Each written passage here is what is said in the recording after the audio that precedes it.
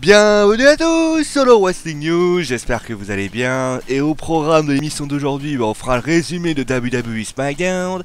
Et on terminera, avec Randy Orton. Mais débutons donc, le show de SmackDown. Et débutons donc avec un miraculé. Et oui, c'est le mot, Dolph Ziggler n'a pas perdu sa carrière, il est toujours là. Et il savoure le Dolphy, forcément il n'est pas passé loin, il savait qu'il serait champion. D'ailleurs le Beast le dit, j'annonce la mort du titre intercontinental. D'ailleurs Dolph Ziggler se moque un peu de sa défaite, ce à quoi le Miz le fustige ainsi que Bryan.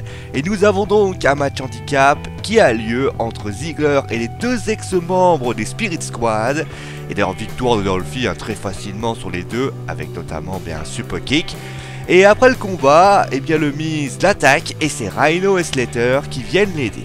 Le second match est féminin, il aurait dû opposer Carmella et Nikki Bella, ça aurait été la revanche de No Mercy, mais cette dernière a été détruite par Carmella et donc c'est Naomi qui a joué les pompiers de service et qui a gagné par le roll-up.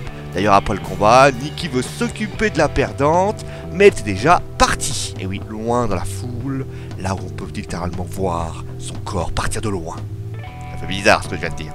Bon, du côté des Usos, c'est encore une victoire face à Chad Gable, qui était American Alpha avec un roll-up. Et Jay Styles est arrivé ensuite, et il a savouré son moment, il traite ses adversaires de losers. Il propose de donner une opportunité à n'importe qui. Alors c'est Dean Ambrose qui vient d'abord, et il se demande si ça peut être une opportunité. C'est vrai qu'en ce moment, il est un peu perdu, il voudrait bien récupérer une nouvelle. Mais là, Styles dit non. Ah, c'est pas James, et c'est lui qui va choisir, et c'est James Ellsworth, celui qui a été éclaté, pour ceux qui ne savaient pas, par Braun Strowman à WWE Raw, qui vient, et étonnamment, Ambrose il est bien l'idée, mais Bryan encore plus, car il dit qu'il y aura un arbitre spécial, et cet arbitre sera Dean Ambrose, et vous vous doutez bien que ça a beaucoup joué. Alors certes, James Ellsworth pourra littéralement mettre ça dans son carnet de santé, et oui, il a remporté son match, et victoire de James Ellsworth.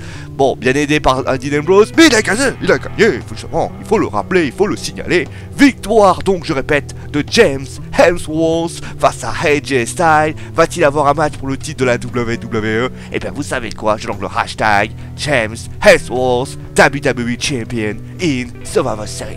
Eh ouais, c'est comme ça. Bon, allez, on termine maintenant avec le main event, et le main event continue entre les deux, Wyatt et les Randy Orton. Dans un match avec Kane, et alors qu'il était voulait faire le tag avec son partenaire, Another Dimension pour Kane, et disparition, plus là, pouf. Et donc Bray Wyatt a gagné avec le Sister Abigail, et cela a conclu donc le show. D'ailleurs, un petit mot sur les Survivor Series, j'en parlais. 3 propositions ont été faites pour Raw. Donc le premier, c'était un match simple entre un lutteur de Raw et un lutteur de SmackDown. Vous avez ensuite